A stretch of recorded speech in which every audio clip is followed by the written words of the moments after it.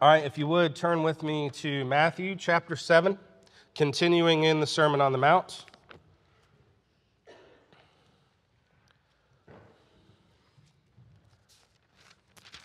Beginning at verse 1, now hear the words of the one true and living God. Judge not, that you be not judged. For with the judgment you pronounce, you will be judged, and with the measure you use it will be measured to you. Why do you see the speck that is in your brother's eye, but do not notice the log that is in your own eye? Or how can you say to your brother, let me take the speck out of your eye, when there's the log in your own eye? You hypocrite! First, take the log out of your own eye, and then you will see clearly to take the speck out of your brother's eye. Do not give dogs what is holy. Do not throw your pearls before pigs, lest they trample them underfoot and turn to attack you.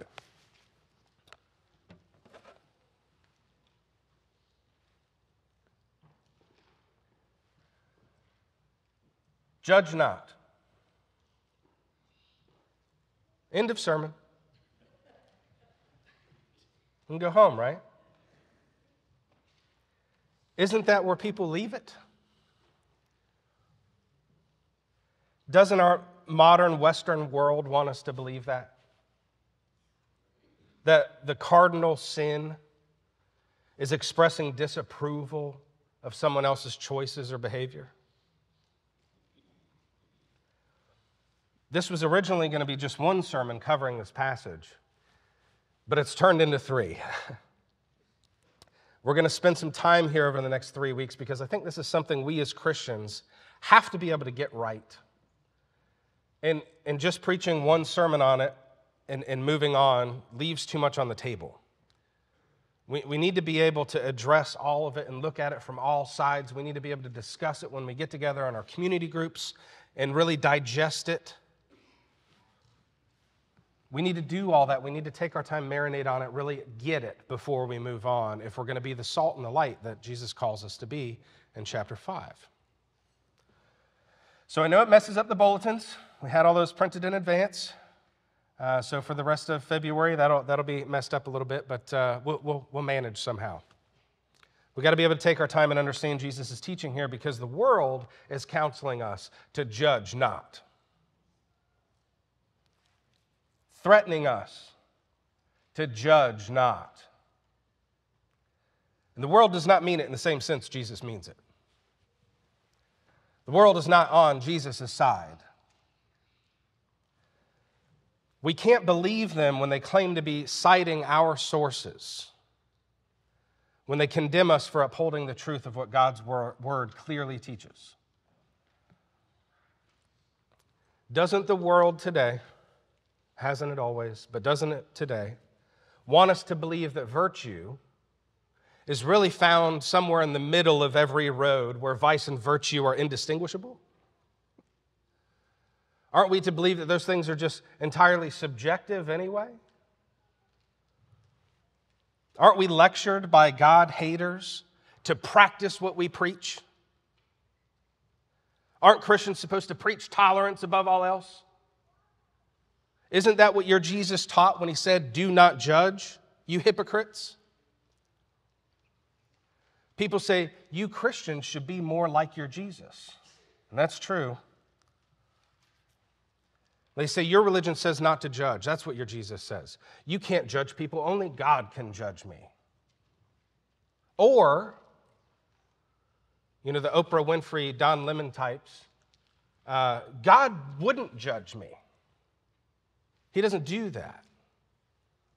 Or there is no God, and so he not even he can judge me. People who believe that there is no God and there is no judgment for them, still use this verse to say, you shouldn't judge people. It's the verse of the Bible every atheist believes and that everyone has memorized. But Jesus says more after that, doesn't he? He doesn't stop at judge not. We can't just pluck 2 words out of 6 verses and then leave out all the other 128 words. Surely they mean something too. Surely Jesus intends to elaborate on what he says when he says, judge not. So what does he say about judging? That's what I want for us to spend some time on over the next few weeks. The first thing we're going to look at this morning is very positive. We're going to see how gospel transformation works. It works from the inside out. It starts from recognizing our standing as sinners before a holy and righteous judge. And that awareness transforms us. And as it does, it brings about transformation around us. The next week, we'll talk about the judgment of God. Jesus says, judge not that you be not judged. For with the judgment you pronounce, you will be judged. And with the measure you use it, it will be measured to you. By whom? Not people. God. So there's something more to it than just judge not. He's not just saying, do not judge anyone ever. It's a warning about how we judge, isn't it? We shouldn't be so quick to judge. So lastly, when we judge, not if we judge. When we judge according to a righteous standard and not our own. That'll be week 3, okay? How Christians are called to judge. We'll cover some, how Christians are to judge those inside the church and those outside the church, because we're not going to pretend that it's even Steven all the same all the time, okay? So we have our work cut out for us, but I'm confident that the Holy Spirit will shed light on this for us so that we're able with humility and good conscience to know how to make proper God-honoring, societally beneficial judgments. The Lord's counsel here is not that we should never judge under any circumstances. We're supposed to make sense of, we're supposed to understand the circumstances well and to make appropriate judgments. Let's start out with some bigger picture stuff. Let's move from the more general to the more specific as we go through this. So first, I don't know if you noticed this or not, but the way that the whole Sermon on the Mount is developing and unfolding looks like this. In chapter 5, he's talking about the kingdom of God, very, very specifically, and all that entails, particularly in relation to the law of God. And then in chapter 6, which we just wrapped up, he's framing everything that he's already said and everything he's about to say around this fundamental idea that his followers must be able to grab onto with both hands and take to heart. And that is that we have God as our heavenly Father and we are his children. He wants us to know the freedom and assurance that awareness affords us that should inform our understanding about ourselves, other people, the world, everything in it, what life is all for. Now in chapter 7, he's emphasizing the judgment of God. He's giving warnings so that we watch the way we walk. And here, what we're focused on this morning is this notion that he's cautioning us it's your walk you need to be most concerned with. Gospel transformation, the kingdom of God coming into the world, begins from the inside out. It starts with God acting upon your will and your will being transformed. It starts with you changing your mind about God before you change anyone else's mind about God. It starts with you changing your mind about your values before you go trying to reorder everyone else's values. Jesus says, why do you see the speck that is in your brother's eye but do not notice the log that is in your own eye? Why is it so easy for you to notice the sin in someone else and so hard for you to notice the sin in you?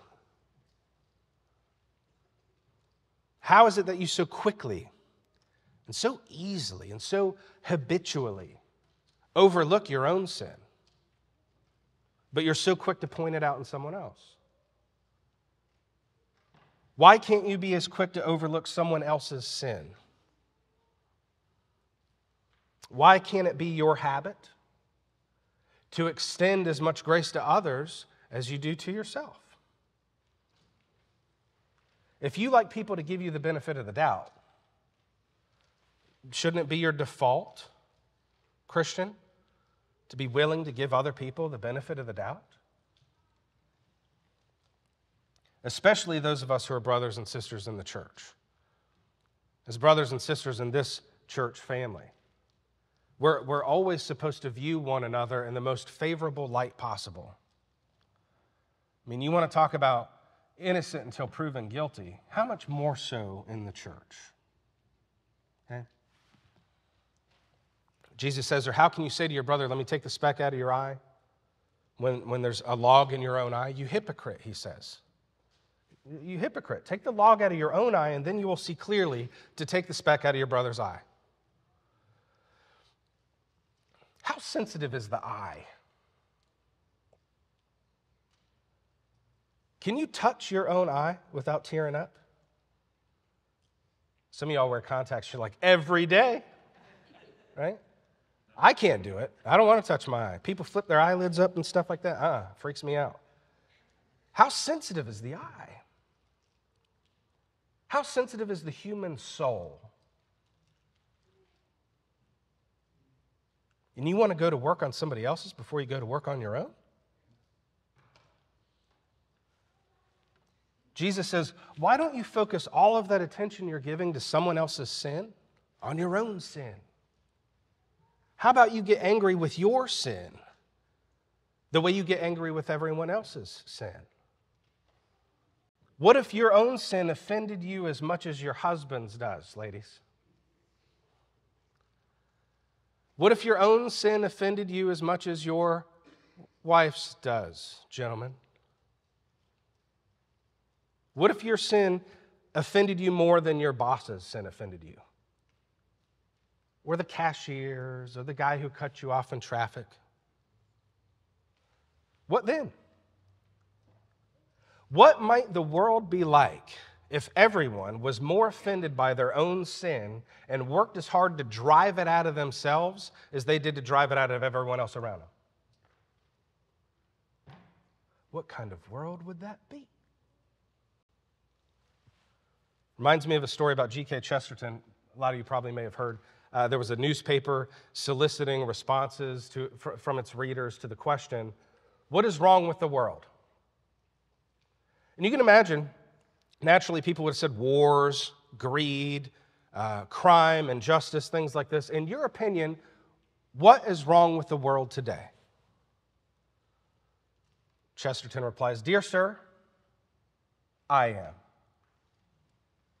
Yours truly, G.K. Chesterton. What if we thought that way? I think that's the way Jesus is teaching his disciples to think a little bit, don't you? Don't be so quick to point out there somewhere. There's no question there's evil out there too. And you need to be able to recognize that it's evil. We'll get into that in later sermons, right? We can't call good evil and evil good. That'd be evil. We got to be able to distinguish between the two. So it's a later sermon, something important to touch on. We have to be able to judge to know the difference. But what if before concentrating your efforts on all the evil out there and in everyone else, you start right here with yourself? Wouldn't you be in a better position to think clearly? Wouldn't you see more clearly?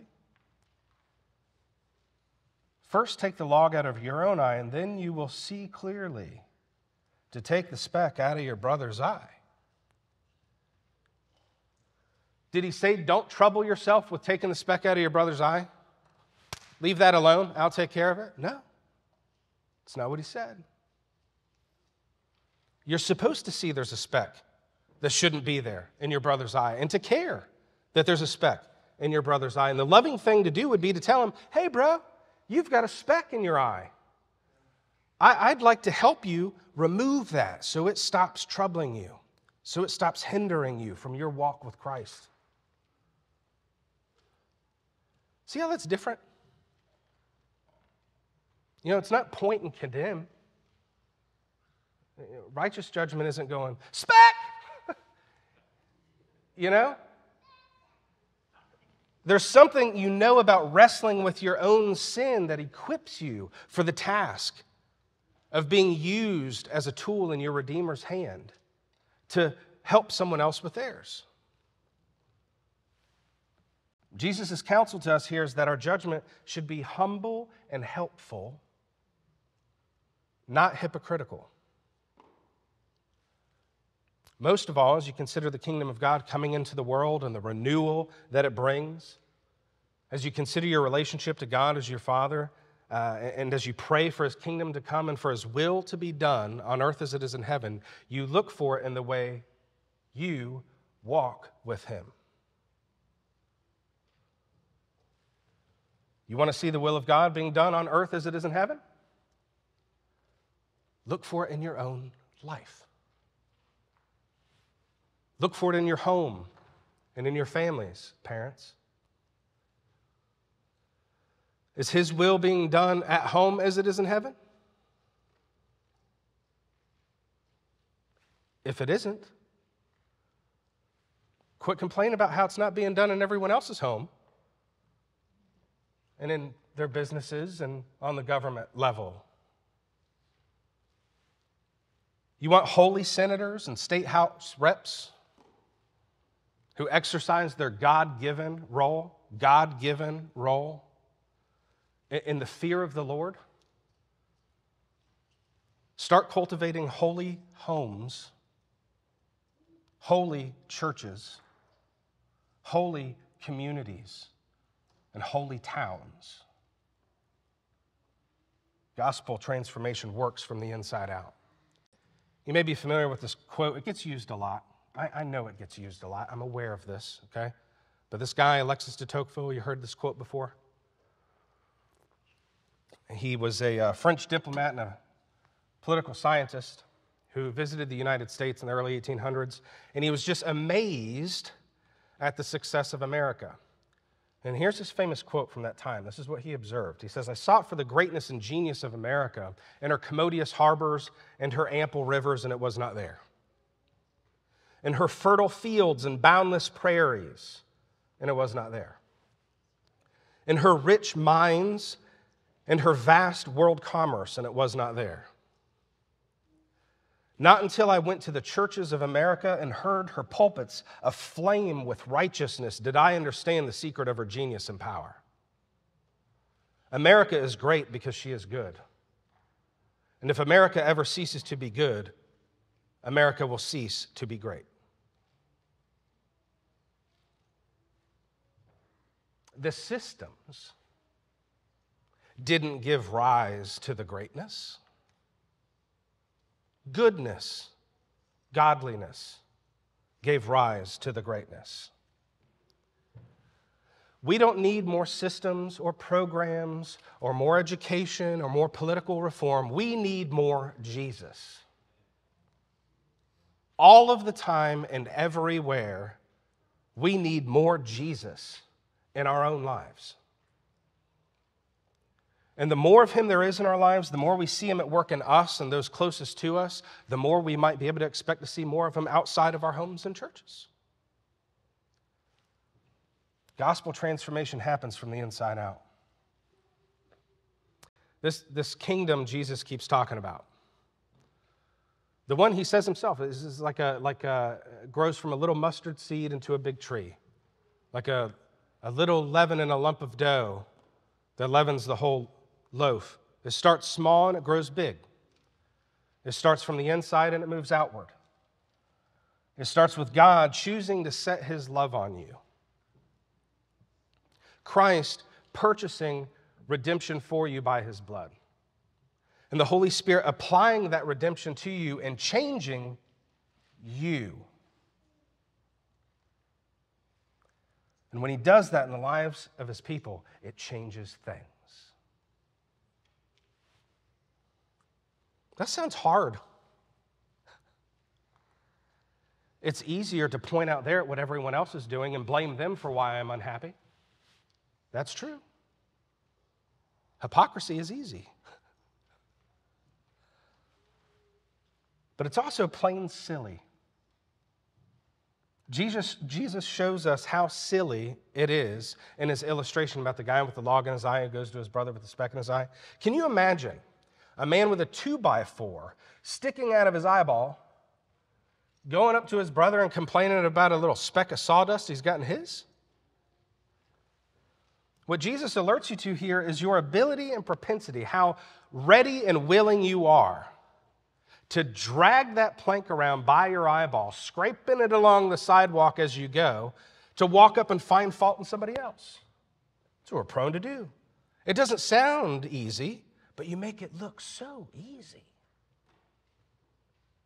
Hypocrisy is so easy. But what Jesus wants us to see is that hypocrisy is ridiculous. It's a hilarious illustration. We should laugh at how absurd that is. And then applying that back to ourselves and our treatment of others, we should be ashamed. Every bit as ashamed as a man with a gaping head wound should be in condemning somebody with a paper cut. Hypocrisy comes easy to us, and Jesus wants us to be aware of it. Wants us to be at least as angry with your own sin as you are with others. That will ensure your judgment is a righteous judgment, and that's not something Jesus condemns. That righteous judgment is not something Jesus condemns. Again, more on that later in coming weeks, but the reason there's nothing wrong with that is because it brings about healing. Okay? It doesn't bring about hurt, it brings healing. It's being salt and light is what it is. If you remember that sermon on salt and light, we said that salt helps good things grow and keeps bad things from growing. Remember that? You can't do that without judging. What are the good things? What are the bad things? What's light? What's darkness? You can't figure that out without judgment. But our judgment must be a righteous judgment according to God's standard and not our own. And it starts with us. We don't look for it to happen out there before we look for it happening right here. In our own lives, in our own families, in our own church, in our own towns. So we are to judge after all, aren't we? It's not just judge not, period, end of sermon. We must judge. Jesus isn't telling his disciples to not judge. It's self-righteousness Jesus is warning us against here. That's the issue. That's the real danger. That's what we're most prone to do. We climb up on our high horse, look down our nose at everybody else. He's warning against that kind of hypocrisy. And think about it for a second. Who are the hypocrites that he's called out by name repeatedly throughout the Sermon on the Mount? The Pharisees. Right? Don't be like them. How many times do you guys say it? Don't be like the Pharisees who yada, yada, yada, hypocrites. Don't be like them. We're not to be like the Pharisees, running around judging others with an air of superiority like they did. We're not supposed to be fault-finding people in the church. We're not supposed to go around eagerly pointing out each other's deficiencies and shortcomings. You've got them. I've got them in spades. We don't go around trying to pull on those threads and unraveling that sweater. We don't do that. It's destructive. We're not to be fault-finding people in the church. We're supposed to be eager to find out our own sin before we're eager to find out anybody else's. Something my dad told me one time just stuck with me. Just one of these little dad things. You got the dad things that just kind of stick with you forever. I was complaining when I was a younger Christian about somebody else in the church, and I didn't like how they blah, blah, blah, blah. And he goes, well, son, that's just what sin looks like on them. What's sin look like on me? Isn't that the question it brings you to? Turns that back around on yourself. What's sin look like on me? That's what it looks like on him. What's it look like on me? That's what Jesus wants us to think about. When we're in the habit of doing that, examining ourselves, that situates us in a posture of humility, not hypocrisy. And the result is it makes us helpful in building up the kingdom of God. And that means addressing sin, though, doesn't it? It doesn't mean ignoring sin. The world wants you to ignore it. Judge not. Jesus wants it addressed. Does Jesus want sin addressed? He addresses it in his word. He addresses it through his people and by his Spirit. But the place he really faced it head on was the cross, wasn't it? That's why any of us are here this morning. That's why the bread and the cup are going to be offered to you in a few minutes.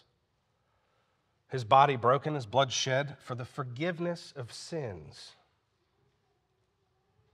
It's a proclamation by his death that we're not all right, but it is finished. There's work to be done in us and through us, but his work in redeeming us and paying the full price is finished. And we're reminded of that finality every time we do this together. We proclaim his coming until he returns.